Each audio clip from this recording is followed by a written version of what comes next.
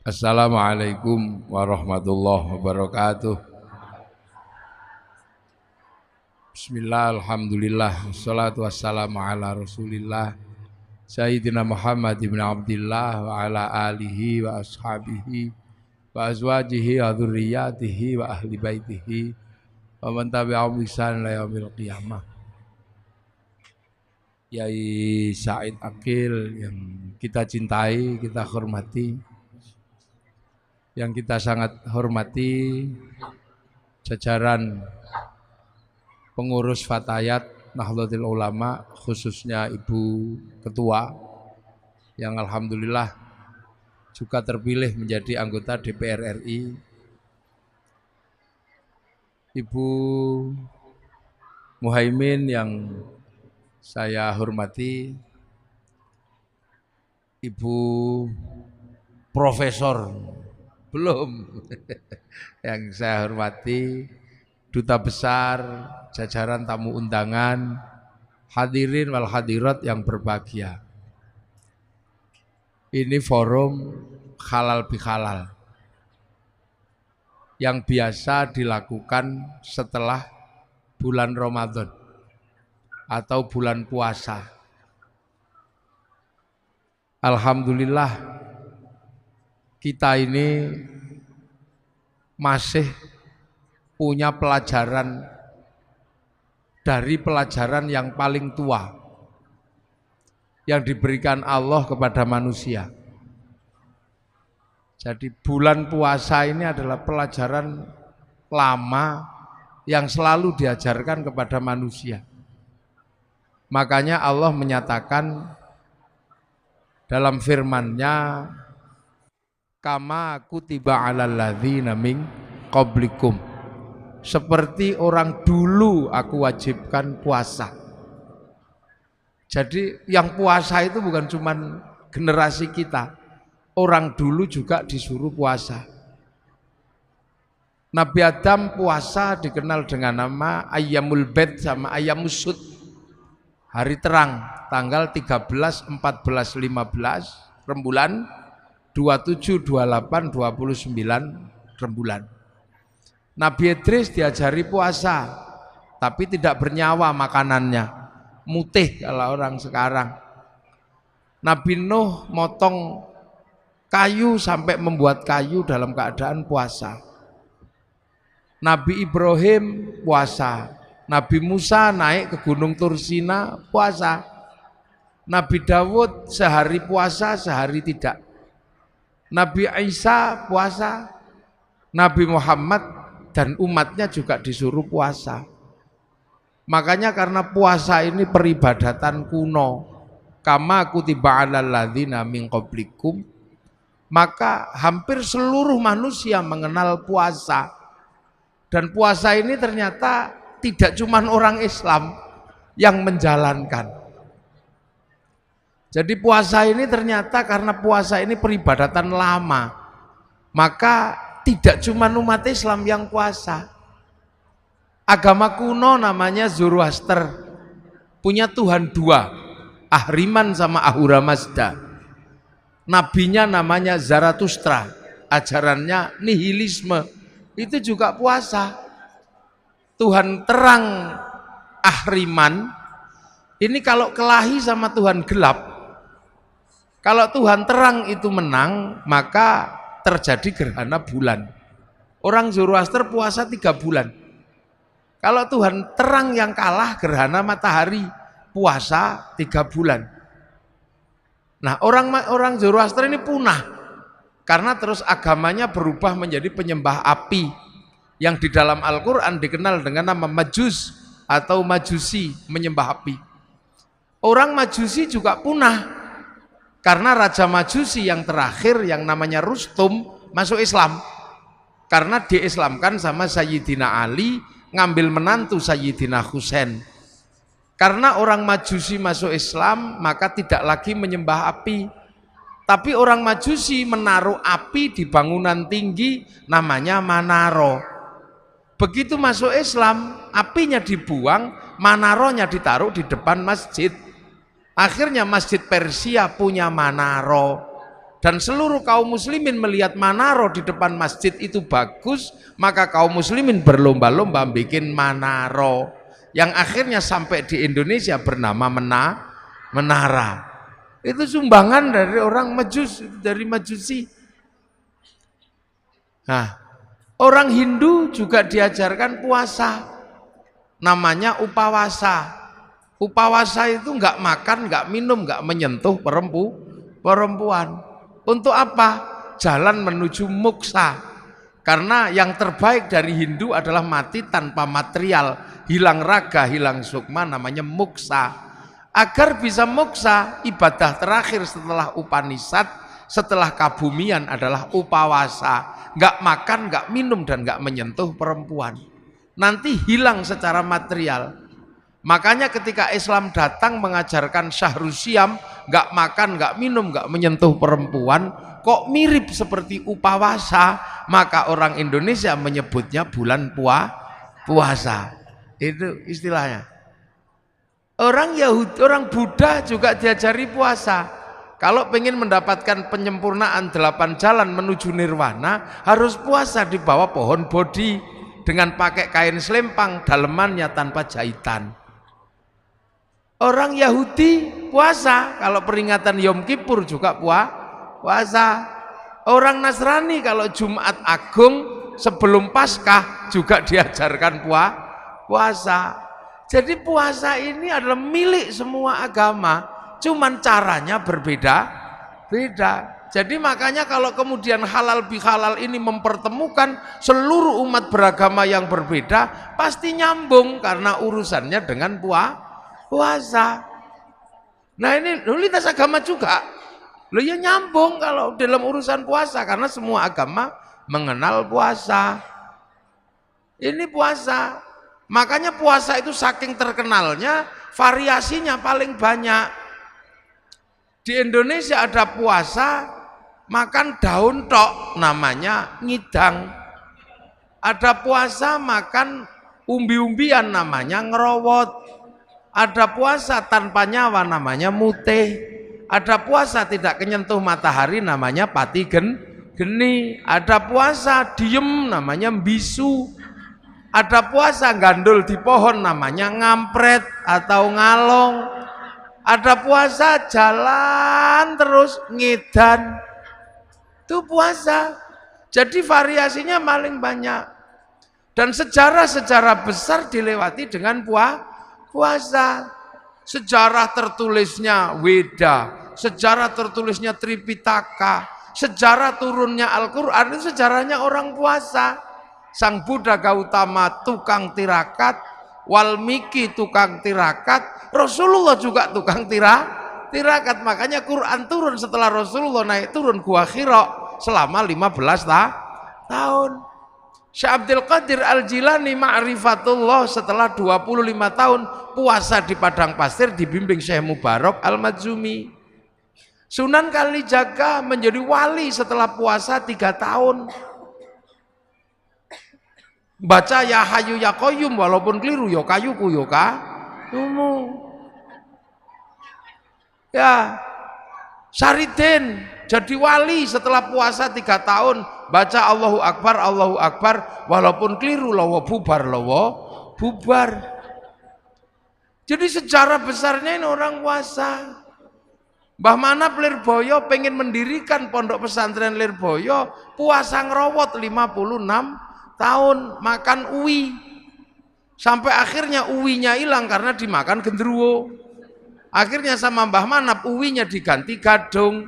Akhirnya genderuwonya makan gadung. Begitu genderuwo makan gadung jam 12 malam, genderuwonya mabuk.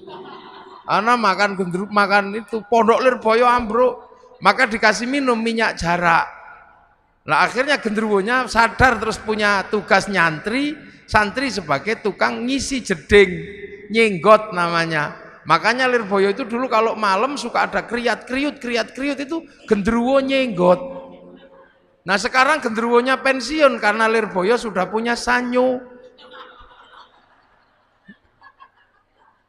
Mbah Hasyim Asy'ari mendirikan NU, puasa 3 tahun dari hulu sungai Brantas sampai hilir baca surat Kahfi, terus tiap malam nggak pernah tidur ngatamkan surat At-Taubah 41 kali, surat Kahfi 41 kali dalam 2 rakaat sholat hajat. Makanya kalau NU jadi gede ya nggak masalah, wong tirakatnya besar. Maka penumpang NU itu macam-macam, yang sholatnya rajin ya numpang, yang setahun sekali ya numpang, kadang bandar dadu ya numpang. Itu NU apa aja numpang. Makanya tapi karena kendaraan besar jalannya pelan, nggak bisa was-wes gitu. Makanya NU sering disalib kendaraan kecil-kecil, wes gitu, tapi penumpangnya kecil. Yang naik yang cingkrang tok gitu. Yang naik yang jenggoten tok, yang nggak jenggoten nggak boleh naik. Tapi karena larinya cepet was-wes sering nabrak, dikit-dikit tabrakan bruk, nabrak sapi, bruk, nabrak apa gitu. Lah NU biasa. Ya, Ki Gede Pemanahan ketika pengen membangun alas Mentao disuruh puasa 20 tahun sama Sunan Kalijaga. Akhirnya puasa di Bang Lampir Gunung Kidul, pantat bekas puasanya sampai batunya dekok. Punya anak Danang Sutawijaya mbubak alas Mentao, mendirikan Mataram 1758 dipecah oleh Belanda jadi Jogja sama Solo jadi Giyanti. Akhirnya Jogja jadi Amangkubuanan Pakualaman, Solo Mangkunegaran Kasunanan. Ki Ageng Pengging pengen punya anak jadi raja, puasa 7 tahun, lahir Joko Tingkir. Gitu. Nah calon Raja Mataram nggak mau jadi raja, namanya Bagus Harun. Karena pengen melahirkan anak jadi raja tapi alim, maka Bagus Harun keluar dari kerajaan, puasa di daerah Pagotan Ponorogo, belakang pabrik gula. Tirakat di samping sumur yang dipuasani, naik airnya 7 meter pas 27 Ramadan. Oh aku entuk Lailatul Qadar. Karena sumur yang menghasilkan Lailatul Qadar, maka sumurnya disebut sumur 1000 wulan. Orang sekarang menyebutnya Sewulan, maka kampungnya dikenal dengan kampung Sewulan. Raden Bagus Harun punya anak, ganasnya luar biasa, perempuan, fatayat. Enggak ada yang berani nikahi dia saking kerasnya, sampai dikenal dengan nama Nyi Ageng Alap.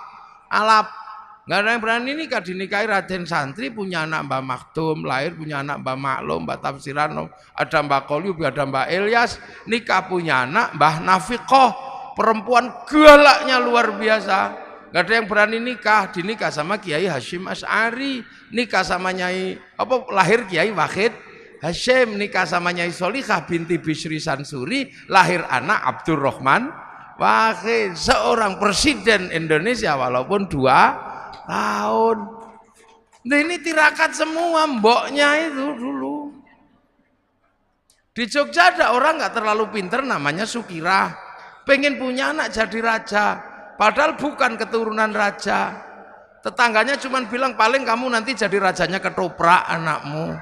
Tapi nekat puasa Bu Sukira 9 bulan, pengen punya anak jadi raja. Ya Allah, ya Allah. Keluar anaknya laki-laki jemblok keriting, dikasih nama Soeharto, jadi presiden 32 tahun.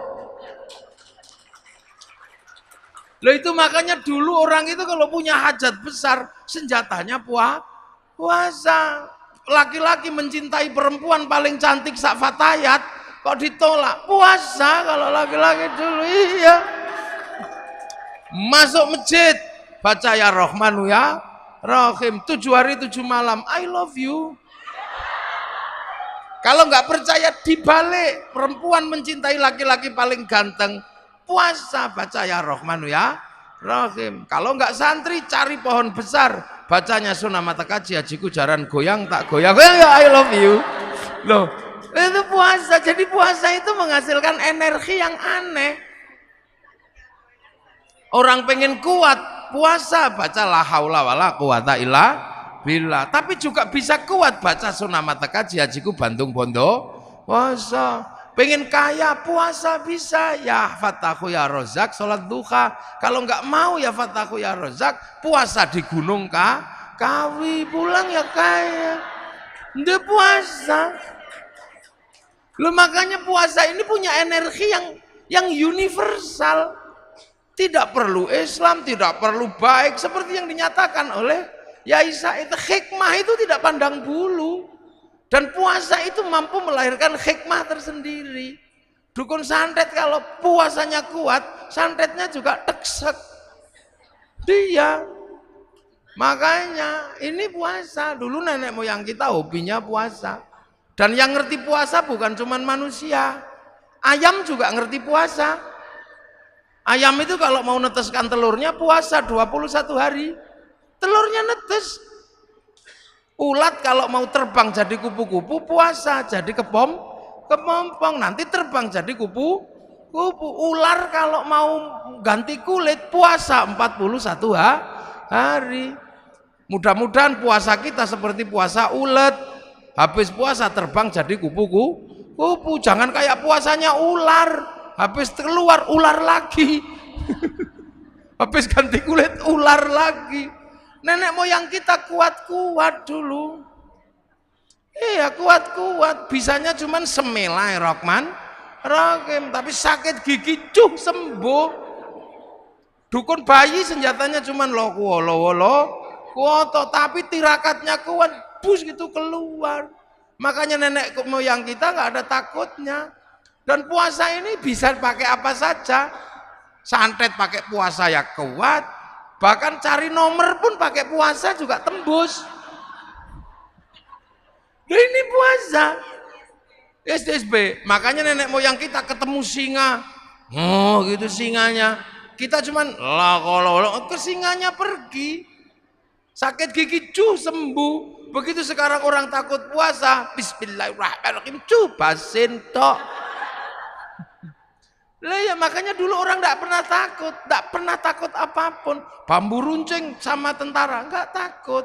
Sekarang jangankan sama tentara Belanda, jangankan sama singa, orang sekarang sama melinjo takut. Monggo melinjo dan kenapa? Asam urat. Orang sekarang penakut. Orang ayam itu makanan manusia, begitu ayamnya pilek, manusianya ketularan. Lu burung. Ya, orang sekarang ketemu santan takut. Enggak. Kolesterol. Manusia jadi penakut karena punya senjata dari Allah nggak pernah dipakai. Dengar puasa, puasa lagi. Akhirnya remuk tubuh manusia modern, rentan sekali manusia modern ini. Akhirnya kalau sudah rentan pasrah sama dokter, masuk rumah sakit. Begitu masuk rumah sakit, dokternya nggak lupa, kamu tak operasi tapi puasa dulu ya.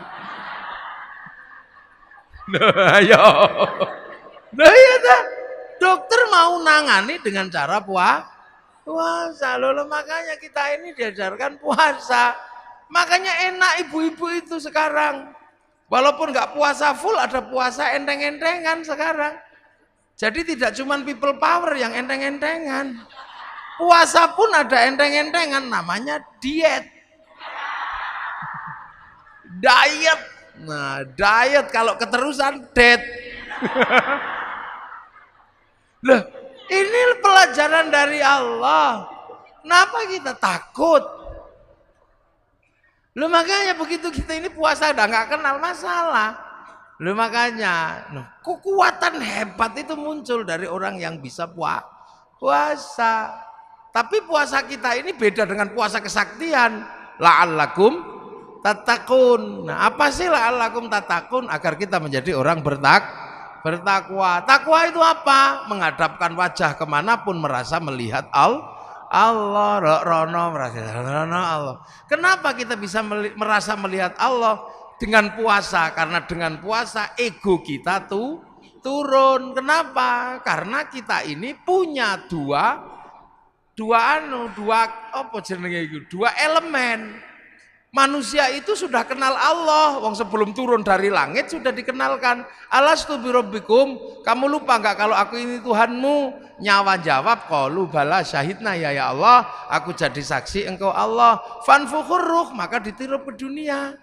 Lah di dunia ditampani oleh daging.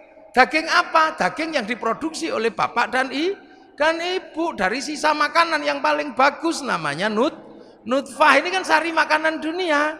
punya bapak, punya ibu dicampur, titipkan di rahim ibu. Makanya perempuan itu namanya sawah. Nisaukum harsul lakum, perempuan itu sawah karena tempat menanam. Jadi sampean nggak bisa mengingkari kodrat sebagai tempat menanam. Tempat menanam, jadi sampean itu sawah.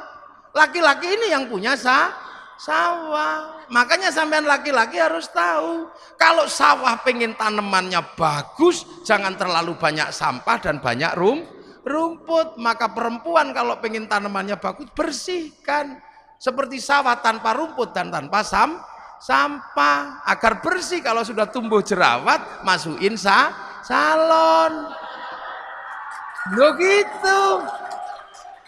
Perempuan itu harus selalu bersih karena tanamannya biar bagus. Nah itu tugas laki-laki, belikan lipstik, belikan bedak. Tangannya nggak boleh kasar, belikan mesin cuci. Tubuhnya nggak boleh pengap, belikan AC. Loh, makanya qawwamuna 'alan nisa itu nggak boleh dilupakan. Kadang ini nggak disampaikan kepada seorang laki-laki. Makanya karena kiainya biasanya laki-laki, itu nggak disampaikan perempuan seperti sawah. Iya, jadi laki-laki ngerti betul ini sawah, harus benar-benar diperbaiki, tidak boleh kotor, tidak boleh ini. Belikan lipstik yang bagus. Yang kedua, perempuan itu adalah sawah. Sawah harus dipupuk dan selalu ada air biar selalu teduh dan penuh kesuburan. Artinya perempuan tidak boleh kering. Karena perempuan tidak boleh kering, maka perempuan harus selalu senang hatinya. Biar perempuan senang hatinya, laki-laki mesti kasih uang. Nah itu.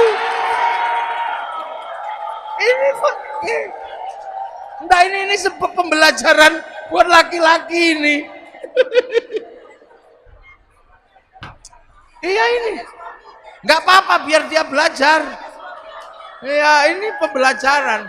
Biar nanti pulang ngomong sama suaminya, kata kiai, saya ini sawah, saya terima ditanami, tapi tolong dong airi dan kasih kesuburan. Gitu. Perempuan itu sawah, kalau lagi ditanami nggak boleh dibakar, maka perempuan nggak boleh dimarahi. Harus dikasih sayangi, lo bener. Lo iya, kalau perempuan dimarahi emosi. Kalau emosi jantungnya ini di bawah payudara, jantungnya panas, payudaranya mendidih. Air susu nih ibarat santan blondo. Diminum bayi beler. Makanya kalau teteknya nggak sehat, bayinya bengek. Maka ada istilah tetek bengek. Loh ini pakai. Loh ini harus benar-benar ditanam dulu. Karena kalau ini tidak selesai, maka urusan yang lain tidak selesai. Karena tanaman ini yang menentukan masa depan bangsa. Almar'atu imadul bilad. Idza saluhat saluhal bilad. Idza fasadat fasadal. Perempuan ini tiang negara karena melahirkan anak. Lah anak itu adalah kelanjutan estafeta manusia memikul bangsa dan negara. Nanemnya harus kuat, maka sawahnya harus subur. Maka kalau dimarahi biasa aja laki-laki itu. Laki-laki nggak boleh marah, kalau perempuan marah biasa. Iya. Lah iya, marahnya perempuan itu kan buang sampah. Dan laki-laki itu tempat sampah. Makanya kalau sampah lagi dibuang, tempat sampahnya jangan ditutup. Kalau ditutup sampahnya dibuang ke tetangga. Kita pusing WA-an sama tetangga. Karena ternyata laki-laki itu lebih mencintai istrinya daripada anaknya. Dia, laki-laki manapun pasti lebih mencintai istrinya daripada anaknya. Survei membuktikan. Loh, laki-laki pulang kerja, anaknya di pangku tetangga. Terima kasih. Iya.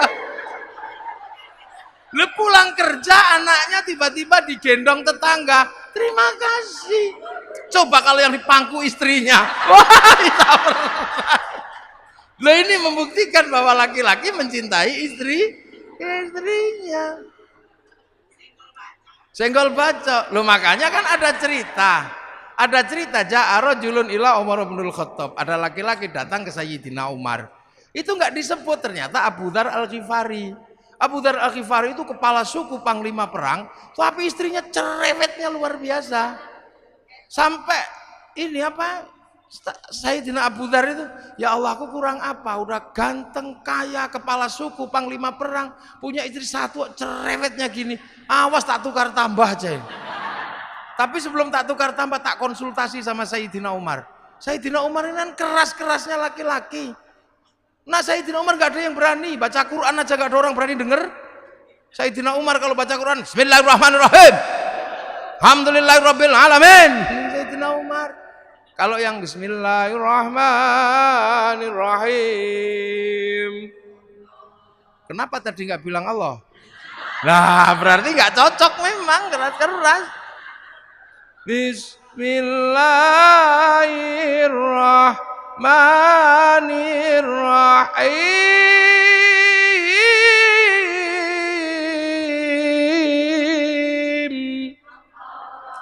Itu Sayyidina Ali. Kalau Sayyidina Ali, Bismillahirrahmanirrahim, Allah. Kalau khutbah itu pedangnya ittaqillah. Sak masjid gini semua. Makanya saking kerasnya Sayyidina Umar, ketika Sayyidina Umar meninggal, Sayyidina Ali nazar. Orang kok kerasnya kayak gini, kalau mati ditanya malaikat Mungkar Nakir jawabnya apa?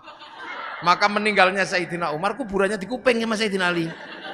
Karena sama-sama walinya ya denger. Assalamualaikum, salam.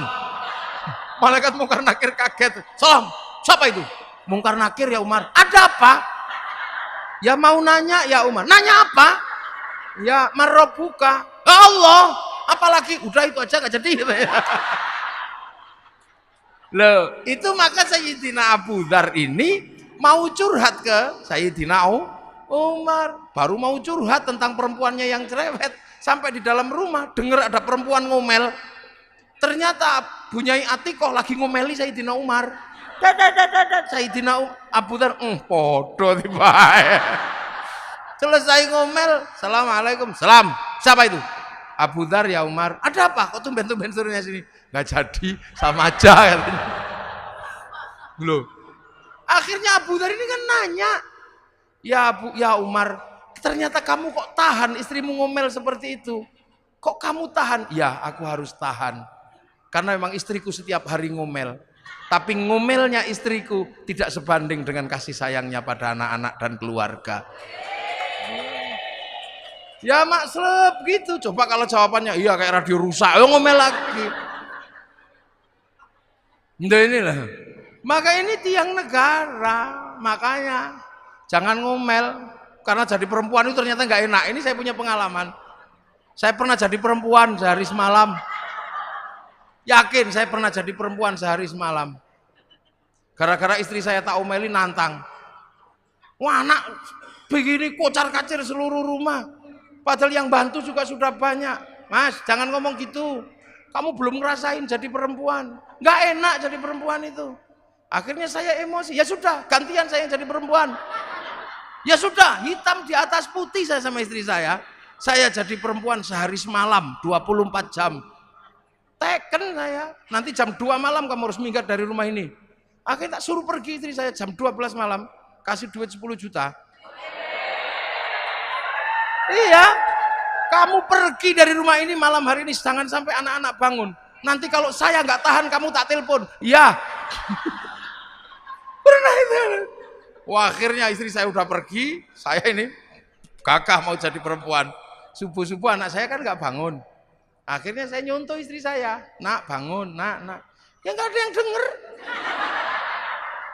Itu kan pekerjaan istri saya pidato kalau pagi-pagi. Saya yang pidato nggak ada yang denger. Biasanya istri saya kalau anaknya nggak bangun dicubit. Saya ikut nyubit. Kalau dicubit sama ibunya bangun, dicubit saya ditendang kepala saya. Wah, akhirnya nggak bangun. Gagal saya udah mulai pusing. Ada yang turun bawa pempes.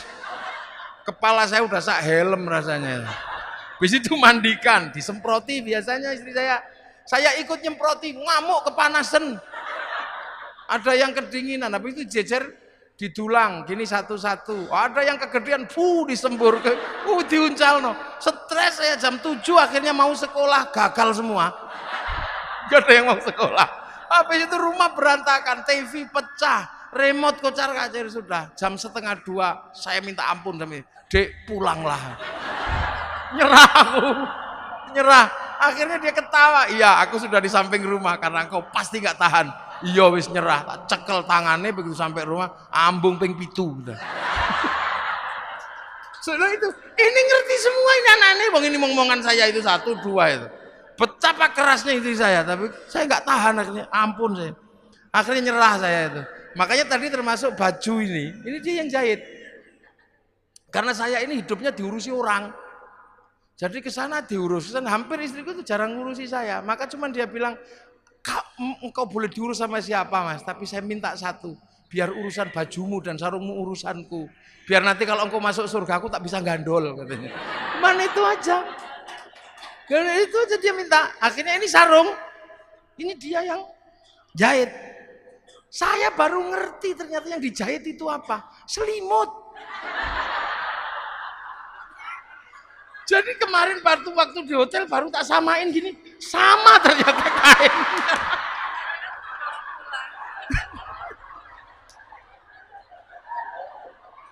Jadi dia punya kebiasaan beli selimut untuk digelar di ranjang itu. Nanti setelah itu dia cuci, terus dijadikan sarung ini katanya. Biar kemanapun kau selalu mengingatku katanya. Iya. Makanya saya itu gak bisa marah sama istri saya. Sekali saya marah itu kapok saya, dia marah kapok saya. Dek dandan yang cantik, ya mas. Karena pagi nanti kawinan santri, gak boleh kau kalah cantik. Dandan habis subuh. Jam 7 keluar rumah, menurut saya udah paling cantik. Naik mobil di depan, samping ini sopir santri namanya Arifin. Anak saya di belakang sama istri saya di depan. Tak lihat dari spion, cantiknya. Tapi begitu sampai di perempatan lampu merah, ada perempuan cantiknya luar biasa. Mulut saya nyeronong, ya Allah, ayune taiku. Dari belakang saya lupa dicubit, itu sakitnya luar biasa. Itu kayak tang. 3 tahun yang lalu saya masih kerasa sampai hari ini sakit-sakitnya. Sambil ngomel nangis itu bedaknya rusak itu. Dasar mata laki-laki. Ada saya aja berani memuji perempuan lain. Nangis saya. Iya dek sepurane. Gak ada maaf. Perempuan sudah tersembunyi masih bisa dilihat. Aku mau bilang enggak ya enggak mungkin dong terlanjur ngomong. Akhirnya saya dengan gaya laki-laki, iya dek. Saya memang tadi melihat perempuan cantik di dalam mobil yang tersembunyi itu. Iya mata laki-laki, iya karena aku laki-laki. Perempuan cantik dimanapun yang tersembunyi sekalipun aku pasti tahu.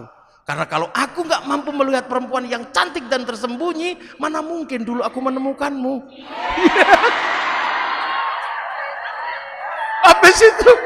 Habis itu kendor ini. Loh iya. Coba kalau nanti nggak percaya tanya sama istri saya itu benar-benar terjadi ini. Jadi jangan sampai perempuan itu marah karena nggak boleh dibakar hatinya. Karena ini generasi berikutnya tergantung perempuan. Maka Allah itu kasih berkah kepada perempuan itu beda dengan laki-laki. Karena perempuan itu menumbuhkan generasi. Perempuan salaman sama suaminya cium tangan dapat pahalanya Hajar Aswad. Laki-laki cuma salaman tekor. Perempuan tidur di samping suaminya dapat pahala sholat di depan Ka'bah. Laki-laki cuma dapat pahala tidur aja. Makanya nanti kalau pulang cari Hajar Aswadnya ya. Lo kok Hajar Aswadku panun. Lihat hamil itu melangkah 1 langkah dapat pahalanya jihad fisabilillah. Makan siang dihitung puasa, tidur malam dihitung tahajud, menyusui 1 cecepan pahalanya 100. Kalau anaknya daplek sampai 6 tahun berapa pahalanya? Lo Allah kasih. Makanya perempuan itu berkahnya tidak habis habis. 1 elusan perempuan terhadap anaknya semiliar saraf kebaikan bangkit. Loh ini yang tidak, laki-laki nggak memiliki itu. Laki-laki harus perang beneran. Laki-laki harus kelahi beneran baru dapat jihad. Kalau perempuan enak. Makanya perempuan ini dipersiapkan oleh Allah untuk menjadi tulang punggung masa depan bangsa, dan fatayat berada di situ. Maka fatayat tidak boleh lupa, ini harus dibangun secara baik, diperlakukan dengan baik. Ya, tidak boleh ada kekerasan, tidak boleh ada penghinaan, karena dari sinilah akan lahir generasi-generasi yang akan menjadi baik buruknya bangsa. Loh, itu maka saya paling tidak suka kalau ada laki-laki kejam dikit sama perempuan. Tak tempiling benti sama saya. Dia salah, pasti imamnya dulu yang salah. Pemimpinnya dulu, sopirnya belok, biasanya penumpangnya ikut belok. Loh, kok tekan wong wedok ini. Nah, kita balik lagi puasa. Nah, puasa itu menjadi kuat. Kenapa? Karena manusia punya ruhani. Nah, jasmani ini harus ditahan kekuatannya. Kalau kekuatan jasmani ini sudah ditahan, ruhaninya online. Ego manusia turun, ruhaninya bangkit. Kalau ruhani bangkit kemanapun akan melihat Allah. Contoh, ego yang masih tinggi nggak bisa lihat Allah. Perempuan gendut gitu, laki-laki langsung bilang, wah, dream itu. Nah, nyawa kita yang di dalam merekam. Karena manusia itu sebenarnya punya titipannya nyawa, persis seperti padi, persis seperti pisang. Pisang itu punya titipan pisang yang harus dikelola oleh pohon pisang. Beras itu tergantung pohon padi. Sama seperti syuting itu. Syuting itu hidup untuk tengok saya sana sini. Itu kasihkan bekal namanya memori. Nanti setelah ngerekam saya, syutingnya dibanting, nggak masalah. Yang penting memorinya masih ada. Beras juga sama, walaupun nanti pohon padinya nggak ada, selagi berasnya masih ada, masuk laboratorium rekamannya ada organik atau bukan organik. Manusia juga nanti jasadnya ini sama, pergi. Tapi kalau nyawanya kembali pada Allah, rekamannya juga masih ada. Nah, tugas jasad ini memberikan rekaman yang baik. Kalau egonya tinggi, rekamannya pasti jelek. Istri gendut gitu, drem, ngerekamnya drem. Tapi kalau egonya sudah turun, rekamannya pasti bagus. Istri gendut, alhamdulillah, istriku gendut, nggak tak kasih makan seminggu juga masih hidup. Rekamannya Allah. Nah, iya, sendal hilang gitu. Kalau egonya tinggi, oh kambing ini. Akhirnya yang direkam adalah kambing. Tapi kalau egonya turun, sandalnya hilang, masya Allah, akhirnya direkam masya Allah. Berarti begitu besok rekamannya dikembalikan pada Allah. Loh, kok ada kambingnya? Karena pernah rekam kambing dipanggil, Beng, kok kamu ada dalam rekaman hati orang ini? Ya Allah, dia mitnah saya nyuri sendal. Padahal kan dia tahu nggak ada kambing nyuri sendal. Saya nggak terima, neraka. Makanya orang kalau egonya turun, rekamannya Allah. Lihat ayam naik masjid, alhamdulillah ya Allah, ayam naik masjid. Kok belum begitu jerot, alhamdulillah ya Allah, santriku bisa praktek toharoh, membersihkan telek dari atas masjid. Karena kalau tidak ada telek naik ke masjid, santri nggak bisa praktek toharoh. Wong kiai nggak boleh bawa telek ke atas masjid tuh. Rekamannya Allah terus.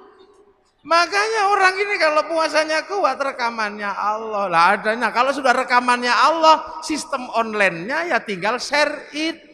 Nah itu hikmah muncul itu dari situ. Nah, itu makanya ego itu hati-hati, bisa menjauhkan kita dari Allah. Contoh, ini kan habis lebaran, Bu Ketum, Mbak Anggi, aslinya mana? Sragen. Nah di Sragen itu ada ayam goreng. Jaya Sragen itu ada ayam goreng. Mungkin karena sudah lama di Jakarta, pengen ayam goreng Sragen. Sampai rumah karena liburan nggak ada ayam goreng itu. Karena nggak ada ayam goreng maka merindukan ayam goreng Sragen. Saking kangennya kemana-mana bayangkan ayam goreng aja ngiler. Saking ngilernya nggak tahu main ke rumahnya Pak Bupati. Ada ayam goreng yang diinginkan. Hati-hati, jangan dimakan. Itu bisa haram. Kenapa? Karena didorong oleh nafsu selama 1 minggu pengen ayam goreng. Begitu dimakan nikmatnya luar biasa. Akhirnya pergi ke rumahnya Pak Camat, ada ayam goreng yang sama. Karena sudah tidak terlalu kepengen, begitu monggo silahkan, enggak. Akhirnya kemakan juga, begitu kemakan, enak tempatnya Pak Bupati, karena udah nggak kepengen. Begitu sampean bilang enak tempatnya Pak Bupati, ribut sama Allah. Wong hari ini dibagi yang itu, kok masih nggak terima membayangkan yang kemarin. La in syakartum la azidannakum, wa la in kafartum inna adzabi lasyadid. Makanya kiai-kiai pendiri bangsa ini kalem-kalem. Karena tirakatnya kuat-kuat, makanya hanya Allah. Lihat orang Yahudi, oh juga bikinan Allah. Lihat orang Nasrani, oh juga bikinan Allah. Lihat apa saja. Makanya orang NU itu tenang. Enggak pikut, hancurkan Yahudi. Yang enggak lah, orang Yahudi juga berandil pada umat Islam.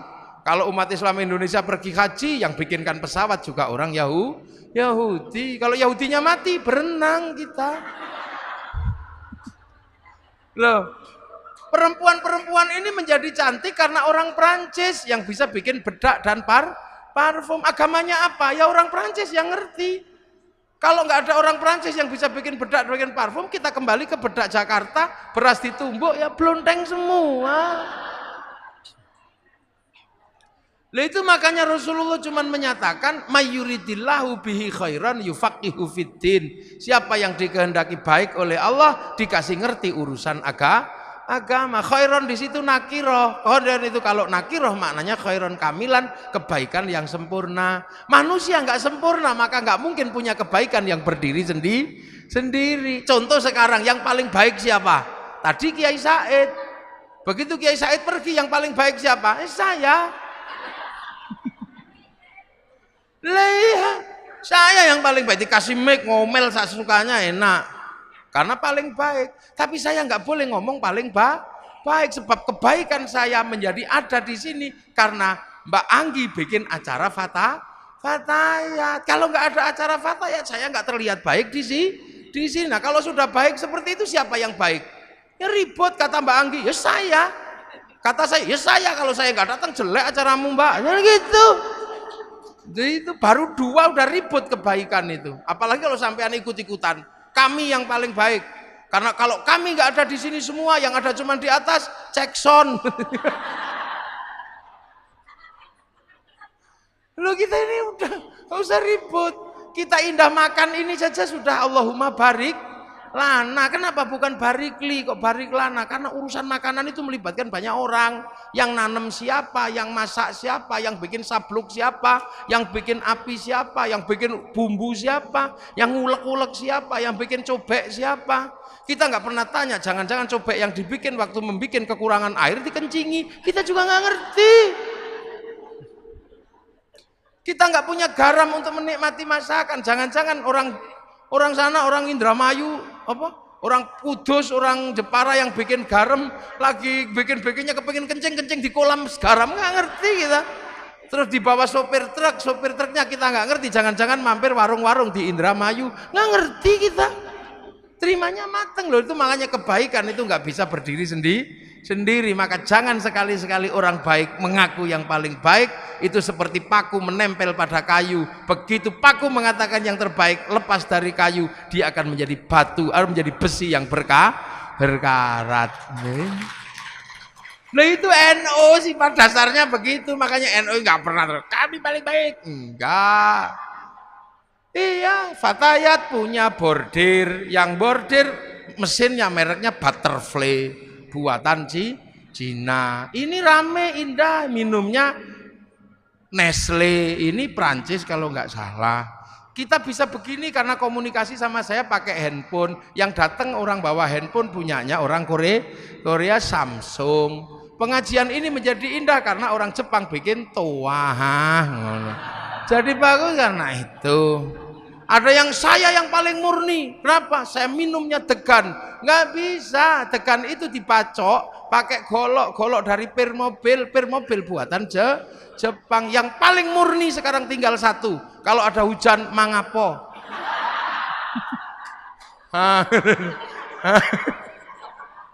Loh, sifat dasar NU dan Kiai itu seperti itu. Maka jangan salah paham. Hancurkan Yahudi, renang kita. Bang Pak Habibie suruh bikin pesawat gak jadi-jadi. Wong namanya tetuko, sing teko ra tuku-tuku, sing tuku ra teko-teko. Ya itulah makanya halal bihalal ini sesungguhnya adalah wujud dari kehidupan kita yang nggak bisa berdiri sendiri. Gitu loh. Ada orang mana, orang Eropa yang gagahnya seperti itu. Kalau musim panas, musim dingin lari ke Indonesia. Kalau musim gugur dia cari buah dari Indonesia, dari negara yang biasa aja. Jadi nah inilah kehidupan kita, mudah-mudahan halal bihalal kita kali ini menjadi warna baru bahwa kehidupan manusia adalah kehidupan bersama yang nggak mungkin dipisah-pisah, bahwa kebersamaan itu tercermin dari Indonesia dan berhasil dengan cara seperti ini. Hasilnya apa? Arab satu bangsa pecah jadi puluhan negara, Eropa satu bangsa pecah puluhan negara, kita puluhan bangsa mampu bersatu dalam satu negara kesatuan Republik Indonesia. Demikian yang bisa saya sampaikan, semoga ada manfaatnya. Assalamualaikum warahmatullahi wabarakatuh.